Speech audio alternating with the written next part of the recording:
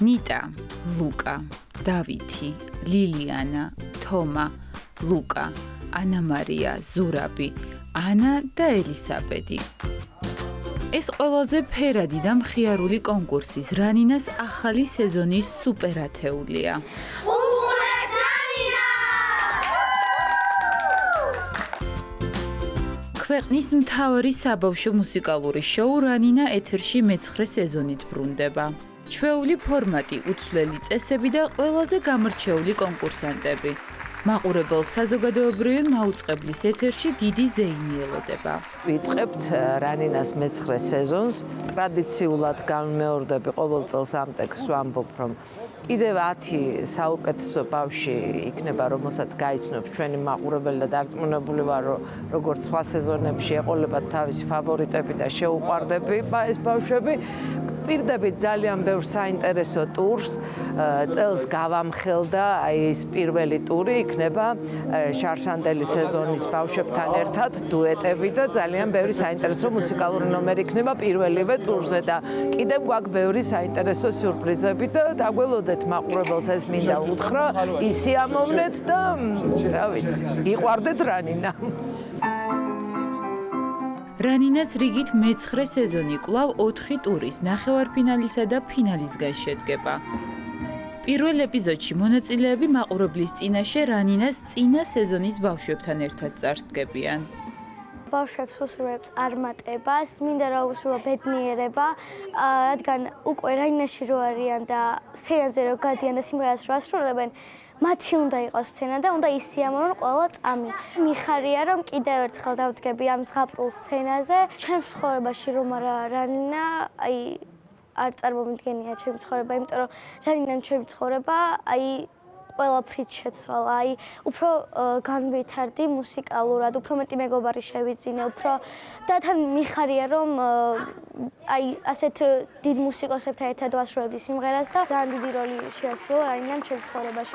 რანინას რიგით მე-9 სეზონზე ტრადიციულად 2 უცვლელი ჟიურის წევრი ეყოლება: დათო ევგენიძე და ნატო მეტონიძე. პირველ ტურში მოწვეული ჟიური სოფო ხალვაში იქნება.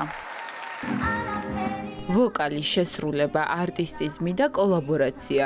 ჟიურის წევრები კონკურსანტების ნომრებს 10 ქულიანი სისტემით 4 კრიტერიუმის მიხედვით შეაფასებენ. უდიდესი მნიშვნელობა აქვს ჯერ პირველ რიგში საქართველოში ახალი სიმღერების ვერსიის შექმნის თვალსაზრისით.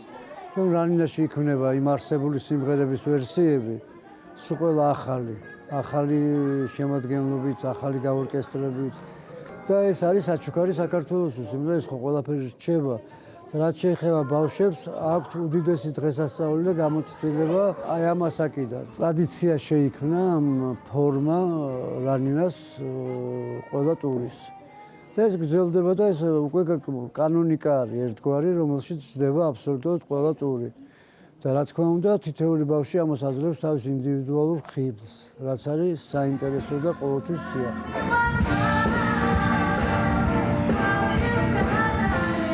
ყველაზე მრავალფეროვანი ტურები ტრადიციულად არაერთ მუსიკალურ მიმდინარეობას გააერთიანებს. რეპერტუარს პროექტის მუსიკალური ხელმძღვანელები სპეციალურად ბავშვებისთვის არჩევენ. ჩადოსტური ამბავი, რომელიც ყველა მომდევნო ბავშვს ახალ ნათლს გააჩნია. უკვე მე-9 წელია რანინას უცვლელი წამყვანი მუსიკოსი დავით ალადაშვილია. მე-9 წელია ამ დღესასწაულს და ჯადოსნურ წუთებს ჩუქნის პირველი არხი ჩვენს მაყურებელს. მართლაც დაუჯერებელია რომ 9 წლის წინ შემოვაბიჯე ტელევიზიაში და მომეცა შანსი და ბედნიერება და პატივი ვიყო რანინას გუნდის წევრი. მართლაც საამაყოა უკვე მე-9 ათეულთან შეხვედრა, ის ხარისხი, ის გემოვნება და ის მართლაც გამორჩეული სოლისტები, პედაგოგები, არტისტები, დუეტში ვინც არიან ჩვენ შემსრულებლებთან, ორკესტრები, მაესტროები, არ ვიცი რა მოთქვის, რაღაცა ძალიან დიდი მემატიანია უკვე რანინა ქართული მუსიკის და არა მარტო ქართული მუსიკის. დარწმუნებული ვარ, რომ ახლაც მე-9 სეზონზე განსაკუთრებული დღესასწაული და საჩუქარი ელოდება პირველი არხის მაყურებელს. ამ კოპაში ხომიცი ვარდისალი მისია. კონკურსანტები სცენაზე ასვლამდე პირველ ემოციებს რანინას მე-5 სეზონის მონაწილეს ვაჩე ღვინიაშვილს გაუზიარებენ.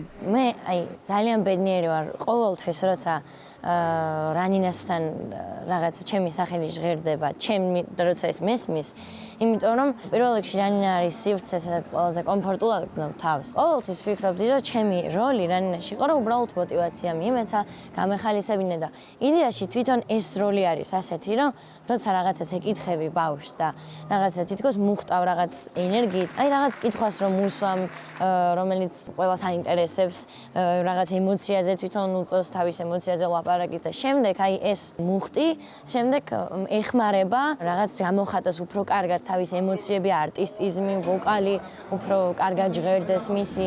ძალიან ბედნიერი ვარ, რომ აი ამის ერთ-ერთი მონაწილე ვარ მე. ყველაზე მუსიკალური და მხიარული სატელევიზიო შოუს დაწყებამდე სულ ცოტა დრო რჩება. მაყურებელს წინ დაუვიწყარი სანახაობა ელის.